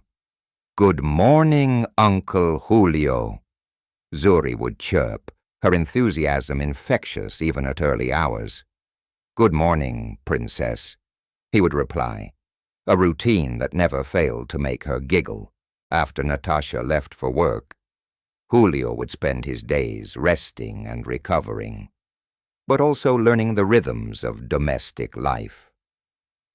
He taught himself to use the washing machine, to prepare simple meals, to maintain the cleanliness and order that made their small apartment feel like a sanctuary. When Zuri came home from daycare in the afternoons, she would regale him with stories of her day while he helped her with simple activities, coloring, building blocks, or the elaborate imaginative games that 3-year-olds excel at creating. "Uncle Julio," she said one afternoon as they sat together on the living room floor, "will you tell me a story?" Julio had become Zuri's favorite storyteller, spinning tales of brave heroes and magical adventures that captivated her young imagination. But today, she had a different request. "Tell me the story about how you met Mama," she said. It was a story Julio had avoided telling in detail, unsure how to explain the harsh realities of homelessness and desperation to a child who had only known love and security. But Zuri's earnest face convinced him to try. "Once upon a time," he began, "there was a young man who didn't have very much. He lived outside, and sometimes he was very hungry, but he had a good heart, and he always tried to help others when he could." "Like a superhero?" Zuri asked. "Like a superhero who didn't have a cape," Julio agreed. One day this young man found someone who needed help more than he did. a beautiful lady who was going to have a baby. But she was sick and hungry and scared. "That was Mama," Zuri exclaimed. "That was your Mama." And even though the young man was hungry too, he shared his food with her. Because sometimes the most important thing isn't having everything you need. It's making sure other people are okay. Zuri listened with rapt attention as Julio told a carefully edited version of their story, focusing on the themes of kindness and helping others, rather than the harsh details of their circumstances. "And then what happened?" she asked when he finished. "Then your mama got better, and you were born, and you both lived happily. And years later, when the young man needed help, your mama was there to take care of him. Because when you're kind to people, that kindness comes back to you." "Is that why you live with us now?" Zuri asked with a directness that only children possess. "That's exactly why," Julio replied. "Because your mama and I are family, and families take care of each other." As the weeks passed, Julio's physical recovery progressed steadily. His ribs healed, his concussion symptoms disappeared, and his leg grew stronger. More importantly, he was experiencing an emotional healing he hadn't even known he needed. Natasha watched this transformation with wonder and joy. The wary, hypervigilant young man who'd been discharged from the hospital was gradually replaced by someone more relaxed, more open, more willing to believe in the possibility of happiness. "You're different," she told him one evening, as they sat together after Zuri had gone to bed. "How so?" Julio asked. "You smile more, you laugh, you seem lighter somehow." Julio considered this. "I think it's because I'm not afraid anymore." "Afraid of what?" "Of everything," he replied honestly. "When you live on the streets, you're always afraid. Afraid of being hurt, afraid of being arrested, afraid of going hungry, afraid of not waking up the next morning. Fear becomes such a constant part of your life that you don't even realize it's there until it's gone. And now I'm not afraid. I know where I'll sleep tonight. I know there will be food tomorrow. I know that if something bad happens, there are people who will help me. It's the most incredible feeling in the world." 1 month after his discharge from the hospital, Julio had an appointment with Dr. Ogbonna for his final medical checkup. The doctor was pleased with his recovery and officially cleared him for normal activities. "You've made a remarkable recovery," Dr. Ogbonna told him. "Not just physically, but in every way. You look like a completely different person from the young man who was brought to our emergency department." That evening, Natasha had a conversation with Julio that would shape the next phase of his new life. "Now that you're fully recovered," she said, "we need to talk about your future. What do you want to do with your life?" It was a question Julio had never been asked before. In his previous existence, the future extended only to the next meal, the next safe place to sleep. The concept of choosing a direction for his life was both exhilarating and overwhelming. "I don't know," he admitted. "I've never thought that far ahead." "Well, let's start with what you're good at," Natasha suggested. "You're intelligent, you're hard-working, you're good with people. You have strong problem-solving skills, and you're incredibly resourceful. Those aren't exactly qualifications for most jobs," Julio said. "You'd be surprised. But first, I think you should get your education. There's an adult education center not far from here that offers accelerated programs for people who want to complete their secondary schooling. I've already made some inquiries. The idea of going to school at 17, sitting in classrooms with teachers and books and other students, seemed almost surreal to Julio. But as Natasha described the program, his excitement grew. It would take about a year to complete if you're dedicated, she explained. And there are scholarship programs for students who show promise. After that, you could go to university or pursue vocational training or any number of other options. You really think I could do it? Julio asked. I know you could do it, Natasha replied firmly. You've survived things that would have broken most people. Education will be easy compared to that. 2 weeks later, Julio found himself walking into the Abuja Adult Education Center for his enrollment interview. He was nervous but determined, wearing clothes that Natasha had helped him select and carrying documents that officially established his identity, something he had never possessed before. The interview was conducted by Mrs. Obioma, a kind woman in her 50s, who had dedicated her career to helping adults complete their education. Tell me about yourself, Julio, she said after reviewing his application. Julio took a deep breath and began to tell his story. Not all of it, but enough to explain his circumstances and his determination to build a better life. Mrs. Obioma listened without judgment, occasionally asking questions that showed she understood the challenges he had faced. We see many students who have overcome difficult circumstances, she said when he finished. What makes you think you'll be successful in our program? Because I've spent my whole life learning how to solve problems and adapt to new situations, Julio replied. I've never had the luxury of giving up when things got difficult. And because I have people who believe in me now, people who are counting on me to succeed. Mrs. Obioma smiled. Those are excellent reasons. Welcome to the program, Julio. Classes start next Monday. That evening, Julio shared the good news with his new family.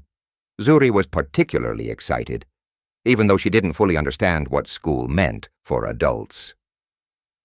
Does this mean you'll be smart like Mama? She asked. I hope so, Julio replied. But Mama was already smart. School will just help me learn new things. Can you teach me what you learn? Zuri asked. I'd love to, Julio said. And he meant it. The idea of being able to pass on knowledge to help someone else learn and grow, filled him with a sense of purpose he had never experienced before. As he prepared for this new chapter of his life, Julio reflected on how completely his world had changed. 6 months ago, he had been a homeless teenager with no future beyond daily survival. Now he was a member of a loving family, preparing to begin his formal education, with dreams and goals that extended far beyond just making it through another day. The transformation seemed almost impossible to believe, except for one thing. It was built on a foundation of kindness that had been laid years before, when a hungry boy chose to share his last meal with a desperate stranger. Every good thing that had happened since then could be traced back to that single moment of compassion. But Julio's story was far from over. The best chapters were still being written. Julio's first day at the Adult Education Center was both terrifying and exhilarating. He arrived early, wearing the backpack that Natasha had bought him, and carrying notebooks and pens. Simple supplies that represented a future he was still learning to imagine. The classroom was filled with people from all walks of life. A young mother who had dropped out of school when she became pregnant. a middle-aged man who had been forced to work instead of studying as a child, an elderly woman who had never had the opportunity for formal education. Each person had their own story, their own reasons for being there, but they all shared the determination to improve their lives through learning. Mrs. Aduni, their primary instructor, was a patient woman who understood that adult learners brought both challenges and advantages to the classroom. They were more motivated than typical teenagers, but they also carried the weight of other responsibilities and sometimes years of believing they weren't smart enough for formal education. Education, she told the class on that first day, is not about how quickly you learn or how much you already know. It's about your willingness to grow, to ask questions, and to persist when things become difficult. Julio threw himself into his studies with the same determination that had kept him alive on the streets.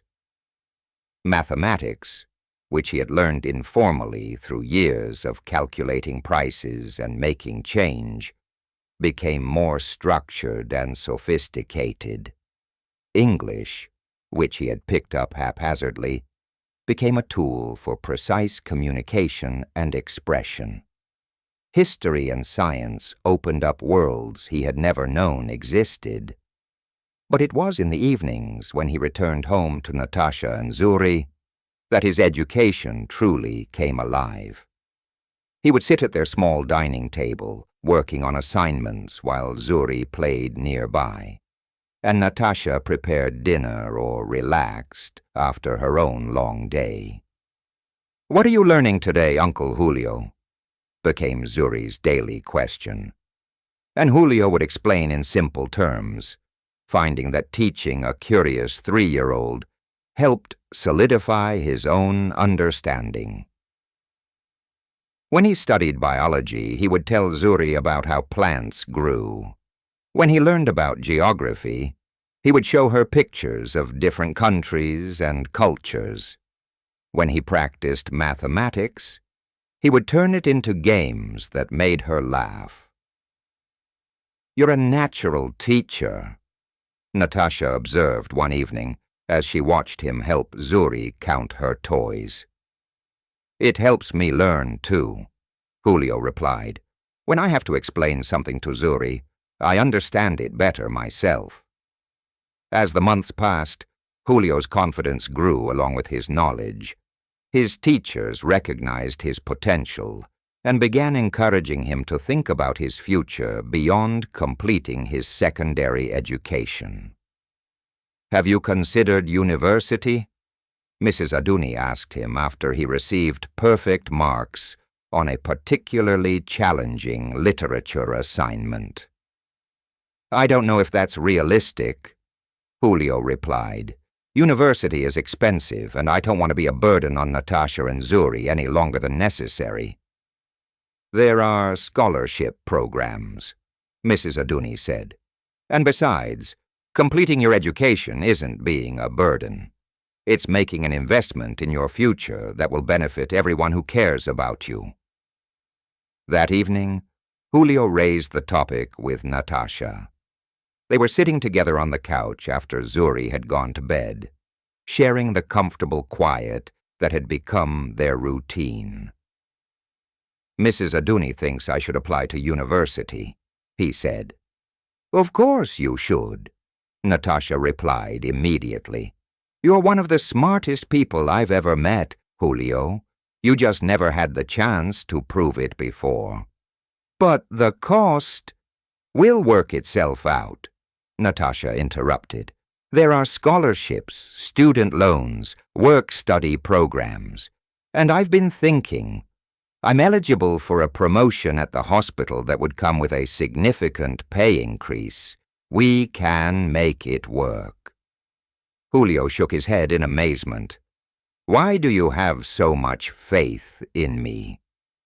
"Because you've already proven that you can overcome anything," Natasha replied. Look at everything you've accomplished in just 8 months. You've gone from living on the streets to being an honor student. You've learned to be part of a family, to take care of others, to plan for the future. University will be challenging, but not nearly as challenging as surviving homelessness for 17 years. As Julio's first year of education drew to a close, he faced his final examinations with confidence.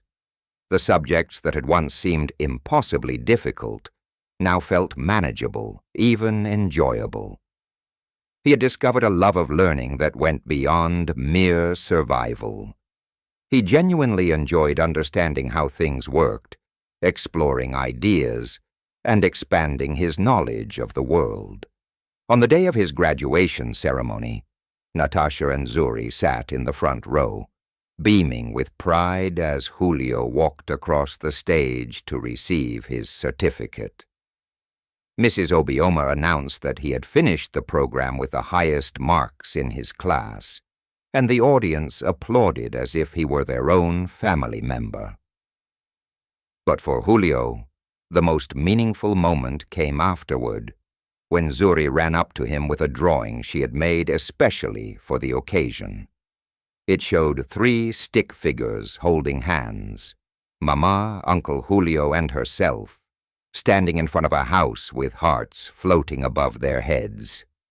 "This is our family," she announced proudly, "and you're the smartest person in the whole world."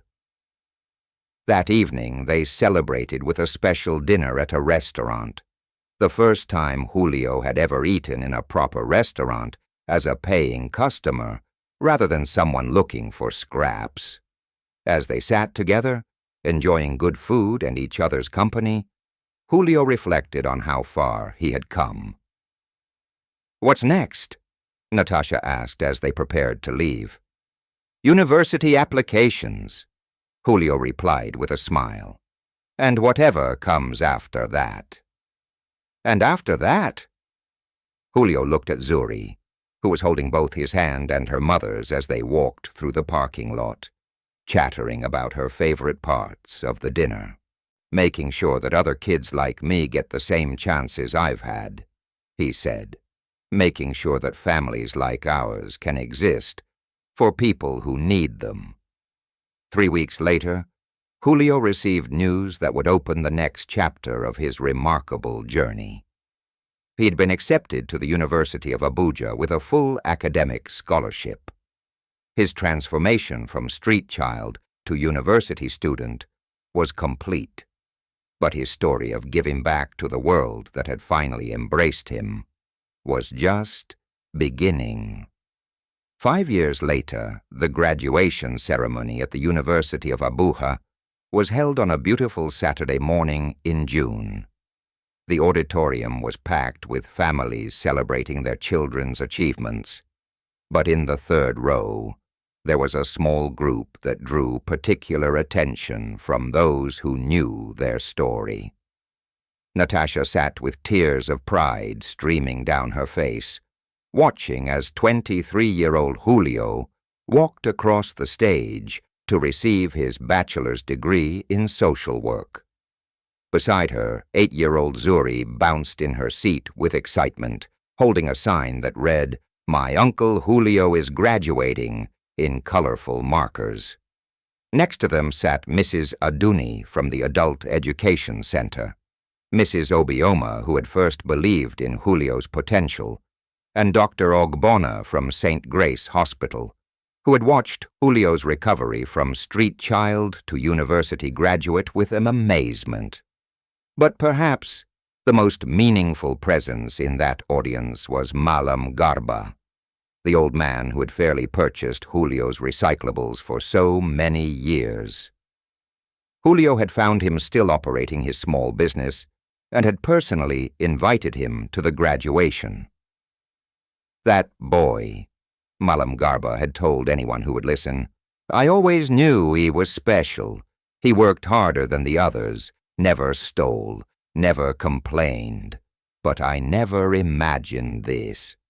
As Julio's name was called and he walked across the stage, the applause from his section of the audience was thunderous. These weren't just people celebrating an academic achievement.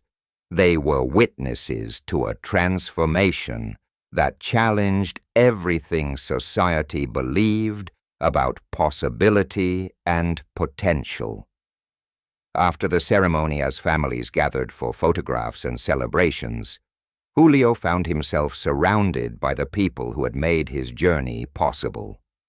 But it was his conversation with Zuri that meant the most to him. "Uncle Julio," she said, tugging on his graduation gown, "are you done with school now?" "This kind of school, yes," Julio replied, kneeling down to her level. "But I'm going to start a different kind of school soon." "What kind?" "Graduate school. I'm going to learn how to help other children who are living on the streets, like I used to." Zuri nodded seriously. "So you can save them like Mama saved you. And like you both saved me," Julio corrected gently. That evening they held a celebration dinner at their new home, a modest 2-bedroom apartment that they had moved to when Julio's scholarship stipend allowed them to afford a larger place. The living room was decorated with balloons and a banner that Zuri had insisted on making herself. As the evening wound down and their guests departed, the three of them sat together in their living room, reflecting on the journey that had brought them to this moment. "Do you remember," Natasha said, "that first night when you came home from the hospital? You were so worried about being a burden." Julio laughed. "I was terrified. I didn't know how to live in a house, how to be part of a family. And now look at you," Natasha continued. "University graduate, about to start a master's program, already working part-time with the city's homeless outreach program. I think it's safe to say you figured it out." "We figured it out," Julio corrected. "All three of us, together." Zuri, who had been listening to their conversation while coloring in a book, looked up with the kind of profound observation that children sometimes make. "Uncle Julio," she said, "I think you were never really lost. You were just looking for us, and we were looking for you. And it just took a while for everyone to be in the right place at the right time." The adults stared at her, amazed by the wisdom in her simple statement. "You know what, Princess?" Julio said. "I think you're absolutely right." 2 months later, Julio began his master's program in social work with a specialization in youth services. His thesis topic was already chosen: "Breaking the Cycle: Innovative Approaches to Homeless Youth Intervention." His advisor, Dr. Folek Adebayo, was impressed by his combination of academic ability and real-world experience. "You bring a perspective to this field that is invaluable," she told him during their first meeting. "Most of us study homelessness from the outside. You understand it from the inside." But Julio's real education was happening in the field, where he worked 3 days a week with the Abuja Homeless Youth Initiative. His job was to build relationships with street children, to earn their trust, and to help them access services that could change their lives. The work was difficult and often heartbreaking. Many of the children he worked with were suspicious of adults, having been betrayed or exploited too many times before. Some were involved in petty crime or substance abuse as survival mechanisms. Others were simply lost, overwhelmed by circumstances beyond their control. But Julio had advantages that his colleagues didn't. He spoke the language of the streets, he understood the unspoken rules of survival, and most importantly, He represented living proof that escape was possible. "I used to sleep under that bridge," he would tell skeptical teenagers, pointing to the overpass where he had spent countless nights. "I know what it's like to go 3 days without food. I know what it's like to be invisible to everyone around you." "So what happened?" they would ask, their guard lowering slightly. "Someone helped me," Julio would reply. "And then I learned that being helped and helping others aren't two different things. They're the same thing, just happening at different times." One of his first major successes was with a 14-year-old girl named Grace, who reminded him painfully of himself at that age. She'd been living on the streets for 2 years after running away from an abusive home situation. She was smart, resourceful, and deeply distrustful of any adult who claimed to want to help her. "Why should I believe you?" she asked Julio during their first conversation. "Every adult who's ever told me they wanted to help ended up wanting something from me." "Because I'm not asking you to trust me right away," Julio replied. "I'm asking you to let me prove that I'm different, and if I turn out to be just like the others, you can walk away any time." It took 3 months of patient relationship building before Grace agreed to enter the transitional housing program that Julio's organization operated. It took another 6 months before she was ready to consider returning to school. But when she finally walked into her first day of classes, clean, healthy, and hopeful, Julio felt the same sense of purpose that he had experienced years earlier when he shared his last meal with a pregnant stranger. "This is what I was meant to do," he told Natasha that evening. "This is why everything happened the way it did. To help other children, to prove that everyone deserves a second chance, that circumstances don't define potential, that kindness is the most powerful force for change in the world."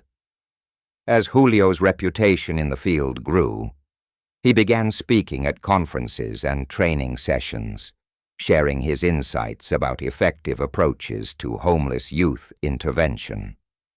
But he always made sure to credit the people who had made his journey possible.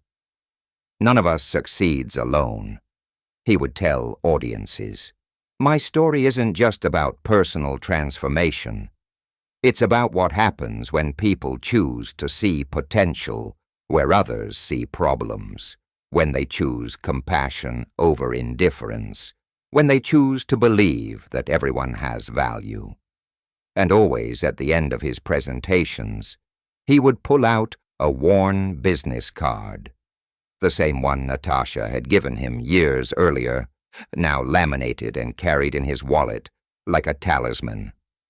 "This," he would say, holding it up for everyone to see, "is proof that the smallest acts of kindness can change everything." A woman I helped gave this to me when I was 14 years old. She promised that if I ever needed help, I should find her. 8 years later, when I was lying unconscious in a hospital bed, she was the nurse taking care of me. She kept her promise, and in doing so, she gave me a life I never could have imagined. "The point isn't that good deeds are always rewarded," he would continue. "The point is that when we choose kindness, we create the possibility for miracles. We plant seeds that might not grow for years.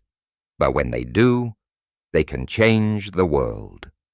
By the time Julio completed his master's degree, he had helped dozens of street children transition to stable housing, education, and employment.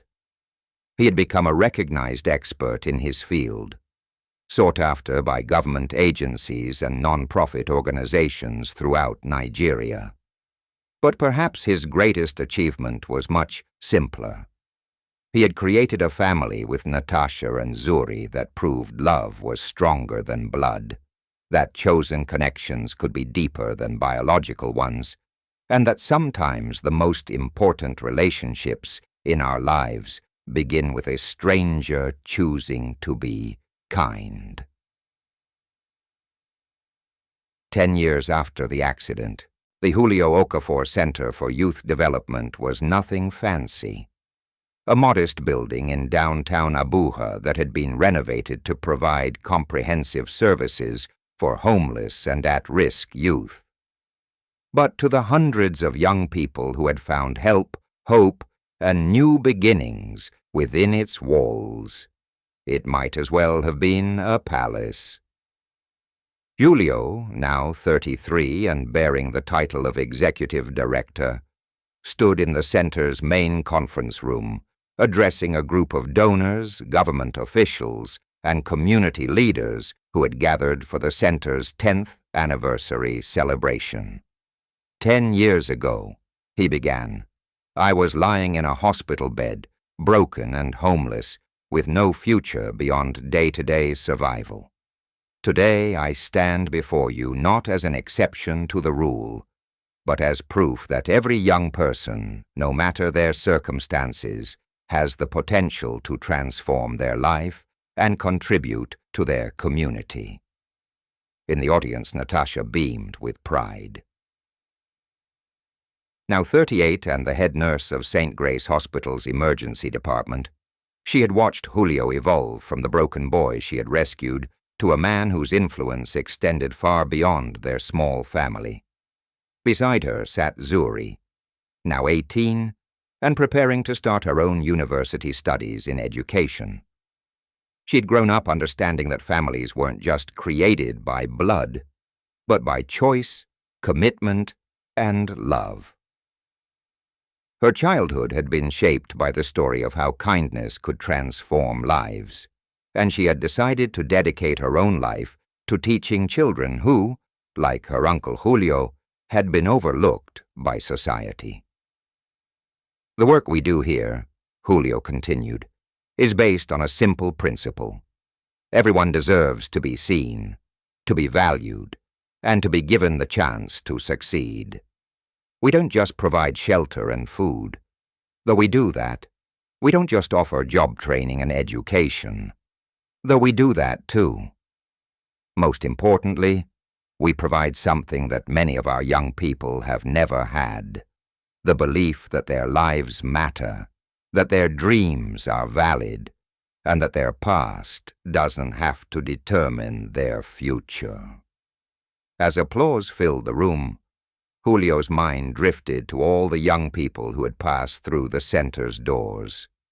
Grace, who was now a social worker herself, helping other girls escape the streets.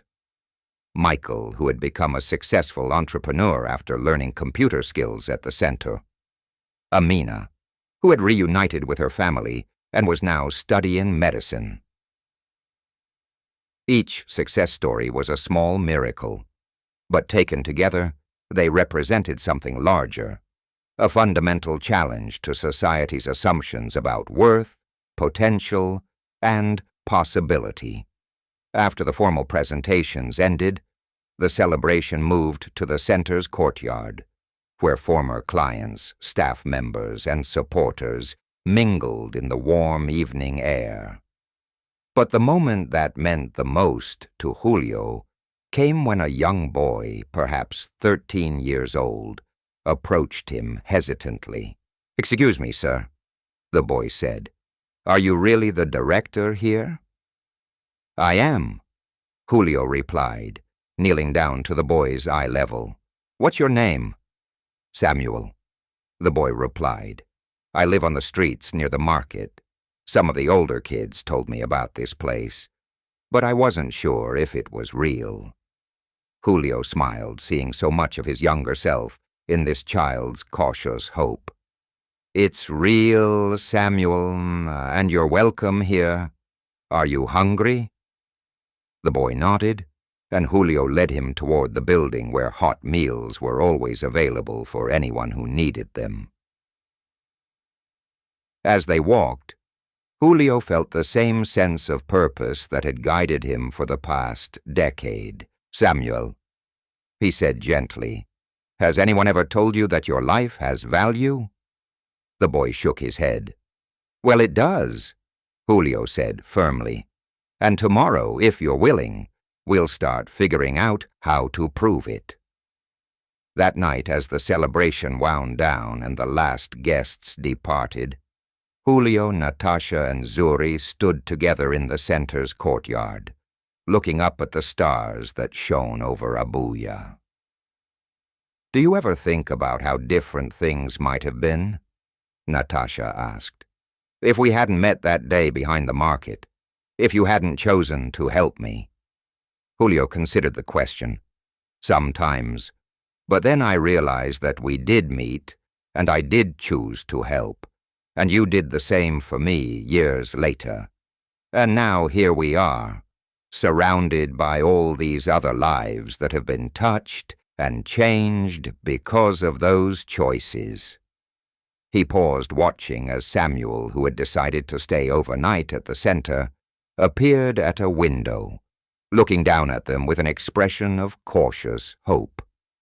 "I think," Julio continued, "that kindness creates more kindness, that when we choose to see the humanity in someone else, we make it easier for them to choose humanity too. And that's how the world changes, not all at once, but one person at a time, one choice at a time, one act of love at a time." Zuri, who had listened to this philosophy her entire life, added her own observation. "And that's why our family keeps growing, isn't it? Because everyone we help becomes part of the family of people who help others." As they walked home together through the quiet streets of Abuja, Julio reflected on the promise that Natasha had made all those years ago when she gave him her business card. "If you ever need help, find me." She had kept that promise in ways neither of them could have imagined, and in doing so, she had enabled him to make the same promise to hundreds of other young people. The business card was gone now, retired to a frame on the wall of his office, a reminder of where his journey had begun. But the promise it represented lived on in every child who found safety at the center, every family that was reunited, every young person who discovered that their circumstances were not their destiny. This was the true miracle of Julio's story. Not that he had escaped poverty and homelessness, though that was remarkable. Not that he had found love and family after growing up alone, though that was beautiful. The real miracle was that he had transformed his own rescue into a lifetime of rescuing others, proving that the most powerful response to receiving grace is to extend grace to those who need it most. And in the end, that is what makes a life truly heroic. Not the overcoming of obstacles, but the transformation of obstacles into opportunities to serve others. Not the accumulation of success, but the multiplication of hope. Not the escape from suffering, but the dedication to ensuring that others need not suffer alone. Julio's story began with a hungry boy making an impossible choice to give away his only meal to someone who needed it more.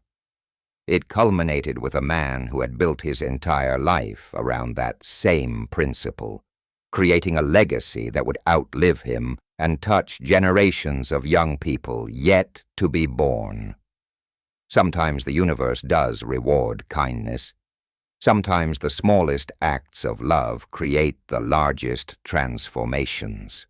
And sometimes a homeless boy and a desperate woman can save each other in ways that echo through time, proving that we are all connected by invisible threads of compassion that, when pulled, can change everything. This is the true story of how one act of kindness, born from an empty stomach and a full heart, created a chain reaction of love that transformed not just 2 lives, but hundreds of others. It reminds us that in a world that often feels broken, healing begins with our willingness to see the humanity in others and to act on that recognition, no matter how small our resources or how great our own needs. Sometimes the person you help today really will be the one to save your life tomorrow. But more importantly, the act of helping, regardless of any future reward, is what makes us most fully human.